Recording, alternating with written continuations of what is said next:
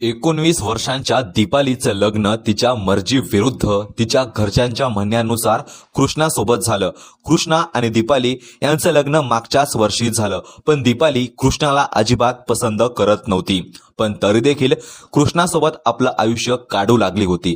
Deepali Instagram आणि Facebook सुद्धा चालवायची आणि याच इंस्टाग्रामवर तिची ओळख झाली उमेश साधू सोबत। उमेश हा तिच्याच वयाचा होता आणि दीपाली आणि उमेश हे दोघेजण ऑनलाईन एकमेकांवर प्रेम करू लागले, पण या अनैतिक संबंधामध्ये दीपालीचा नवरा अडथळा ठरू लागला होता। आता दीपालीला आपल्या नवऱ्याचा काटा काढायचा होता, यासाठी ती आपल्या एका मैत्रिणीची मदत घेते। तिच्या मैत्रिणीला सांगते की तू माझ्या नवऱ्याला तुझ्या प्रेम जाळ्यामध्ये ओढून घे, यानंतर तू त्याची हत्या करून टाक। दीपालीच्या मैत्रिणीने तिच्या सांगण्यावरून तिच्या नवऱ्याला आपल्या प्रेमामध्ये ओढलं। या दीपालीने आपल्या प्रेमासाठी, आपल्या स्वार्थासाठी असं एक भयंकर हत्याकांड घडून आणलं की या हत्याकांडाने फक्त पुणे जिल्हा नाही तर रायगड जिल्हा सुद्धा हादरला। नेमकं काय आहे हे गुंतागुंतीचं प्रकरण सर्व काही सविस्तरपणे जाणून घेऊया, पण त्या अगोदर जर तुम्ही आपल्या या YouTube चॅनेलवर नवीन असाल तर आत्ताच सबस्क्राईब करा आणि हा व्हिडिओ शेवटपर्यंत नक्की बघा। तर पुणे जिल्ह्यातील पाबळ तालुक्यातील पेन या गावामध्ये दीपाली अशोक निरगुडे, तिचा नवरा कृष्णा नामदेव खंडवी हे दोघे जण राहत होते।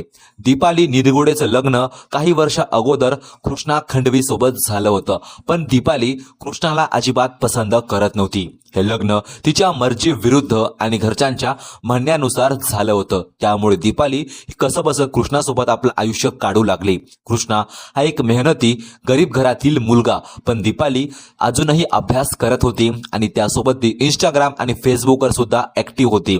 दीपालीची ओळख फेसबुकवर उमेश सदू महाकाळ सोबत झाली। उमेश हा तिच्याच वयाचा आणि नाशिकचा राहणारा मुलगा होता। दीपाली आणि उमेश हे दोघं एकमेकांना चॅटिंग करू लागले, एकमेकांना व्हिडिओ कॉल करायचे आणि एकमेकांना भेटायला देखील जात होते। कृष्णाला आपल्या बायकोचे हे अनैतिक संबंध अजिबात माहिती नव्हते, पण मागच्या काही दिवसांपासून दीपालीची वागणूक एकदम बदलली होती। या कारणामुळे कृष्णाला आपल्या बायकोवर शंका येत होती, पण दीपाली त्याला असं अजिबात जाणवू देत नव्हती। आता दीपाली आणि तिचा प्रियकर उमेश या दोघांना लग्न करायचं होतं, पण त्यांच्या या प्रेम संबंधामध्ये, या अनैतिक संबंधामध्ये तिचा नवरा कृष्णा खंडवी हा अडथळा ठरत होता। नंतर दीपाली आणि उमेश हे दोघे जण मिळून एक प्लॅन बनवतात, कृष्णा खंडवीच्या हत्याचा प्लॅन। पण यासाठी दीपालीला गरज पडली तिच्या एका मैत्रिणीची। त्या मैत्रिणीचं नाव आहे सुप्रिया चौधरी। सुप्रिया आणि दीपाली ह्या दोघी जुन्या मैत्रिणी आहेत आणि सुप्रिया रायगड येथील नागोठाणे या परिसराची राहणारी आहे। दीपाली सुप्रियाला सांगते की तू माझ्या नवऱ्याला तुझ्या प्रेम जाळ्यामध्ये ओढून घे, तू त्याला अगोदर मेसेज कर, तू त्याला चॅटिंग कर आणि त्याला व्हिडिओ कॉल सुद्धा कर, याने तो तुझं प्रत्येक गोष्ट ऐकायला तयार होणार। सुप्रिया पण असंच करते, ती कृष्णा खंडवीला मेसेज करते, त्याला आपल्या प्रेमाच्या जाळ्यामध्ये ओढते। या दोघांच्या पण आता चॅटिंग होऊ लागल्या, हे दोघं देखील एकमेकांसोबत बोलू लागले होते। कृष्णा खंडवीला आपल्या बायकोची ही प्लॅनिंग अजिबात समजली नाही। तारीख होती 10 ऑक्टोबर 2025 ची। या दिवशी यांनी कृष्णा खंडवीची हत्या करण्याचा प्लॅन केला होता। त्याच रोजी दीपाली ही आपल्या पेपरच्या निमित्ताने बाहेरगावी जाणार होती, म्हणजे ती या घटनाक्रममध्ये अजिबात सामील होणार नव्हती आणि या घटनाक्रमला दीपालीचा प्रियकर उमेश आणि दीपालीची मैत्रीण सुप्रिया चौधरी हे दोघे जण पार पाडणार होते। सुप्रिया चौधरी 10 ऑक्टोबरच्या रोजी कृष्णा खंडवीला पुण्यावरून रायगडच्या नागोठाणे या परिसरामध्ये बोलावते।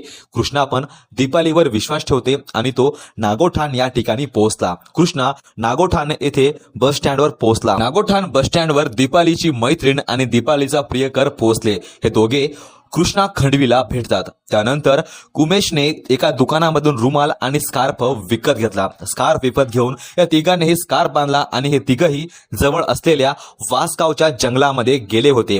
वासगावच्या जंगलामध्ये गेल्यावर दीपालीचा प्रियकर आणि दीपालीची मैत्रीण या दोघांनीही दीपालीच्या नवऱ्याची हत्या केली। त्यांनी ओढणीच्या सहाय्याने कृष्णा खंडवीचा गळा आवळला, त्याची जाग्यावर हत्या केली। यानंतर त्यांनी शूलेसने त्याच्या गळा आवळून ठेवला आणि त्याच्या चेहऱ्यावर आणि अंगावर त्यांनी केमिकल टाकलं जेणेकरून त्याची डेड बॉडी कोणालाही ओळखू आली नाही पाहिजे. त्यानंतर हे दोघे जणही त्याचा मोबाईल तोडून टाकतात आणि हे दोघे जण आपापल्या घरी निघून गेले. पण त्याच दिवशी कृष्णा खंडवीचा वडील हा त्याला वारंवार फोन करत होता, पण त्याचा फोन बंद येत होता. आणि दुसरीकडे दीपाली ही आपल्या पेपरला गेली होती आणि तिला विचारल्यावर ही पण सांगत होती की मला पण काहीच माहिती नाही माझा नवरा कुठे गेला. या काळजीमुळे कृष्णा खंडवीचा वडील हा पोलीस ठाण्यामध्ये तक्रार दाखल करतो. पोलिसांनी तांत्रिक विश्लेषणाचा सहारा घेतला आणि त्यानुसार पोलिसांनी दीपालीची मैत्रीण सुप्रिया चौधरी आणि दीपालीचा प्रियकर उमेश महाकाळ या तिघांना अटक केली. या तिघांचंही वय 25 वर्षांच्या आतमधील आहे आणि या तिघांनीही असा एक भयंकर प्लॅन बनवला की या घटनेने संपूर्ण महाराष्ट्र हादरलं आणि या तिघांचं संपूर्ण आयुष्य उद्ध्वस्त झालं. पण या प्लॅनिंग मध्ये कृष्णा खंडवीचा जीव व्यर्थच गेला, कारण त्याला माहिती पण नव्हतं की त्याची हत्या कोणत्या कारणामुळे झाली आहे. बाकी ही सर्व घटना सांगणे म्हणजे कुणाला बदनाम करणे किंवा कुणाला परेशान करणे नाही, तर तुम्हाला सावधान करणे आणि सतर्क करणे आहे.